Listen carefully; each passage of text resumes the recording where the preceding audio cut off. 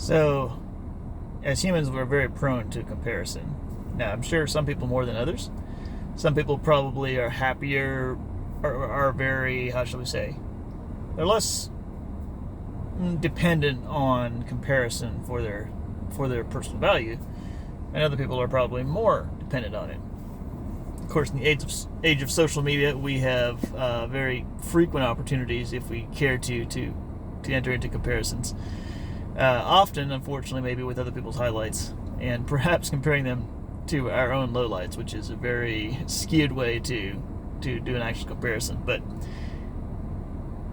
the one thing I was thinking about was this idea of who you hang out with, and this could be. I listen to these guys talking about money and how that you avoiding sort of the whole keeping up with the Joneses thing is key for not destroying your finances, and it's interesting to consider as far as do you hang out with people in different socioeconomic strata than yourself or not?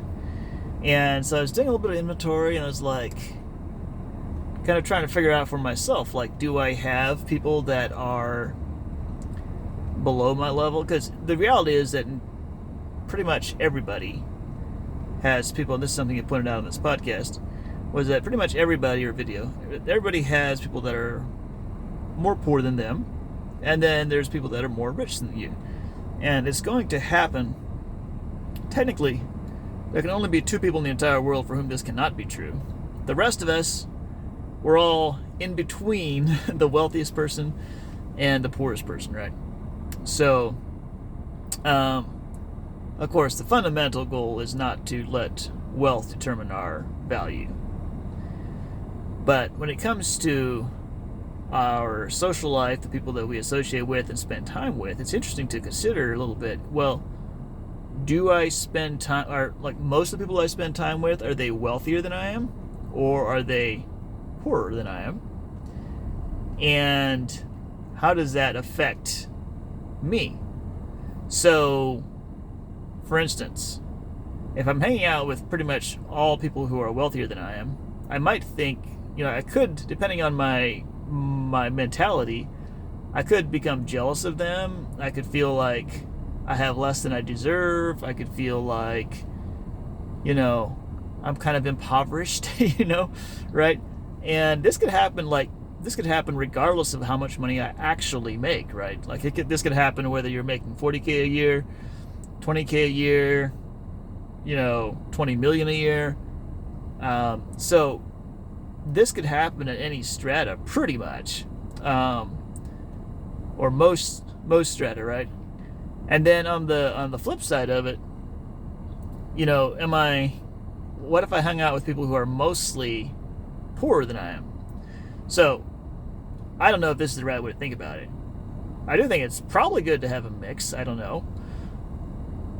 I think if I can manage myself well and not going into jealousy, comparison, covetousness, to put it bluntly, if I can avoid that, hanging out with people who are more wealthy, maybe more, on the whole, more desirable in terms of I want their mindsets around success, perhaps to be closer to where, I want to think more like them, perhaps, because I want their outcome more than the outcome of the people around me that are poorer.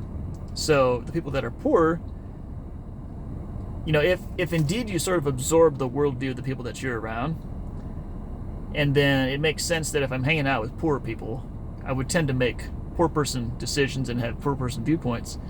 Whereas if I'm hanging out with richer people, that I would have more richer person viewpoints and richer person perspectives and decisions as well.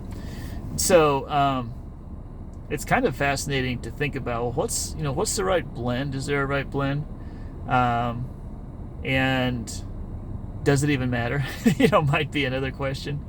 So the fact that people do rub off on us makes me think it matters on some level, I think.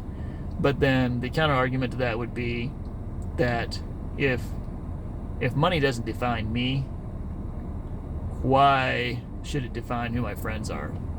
And why should it make an iota of difference whether this person that I'm hanging out with has a net worth of 0 or net worth of a billion? Like, it just, why is that even an issue, right?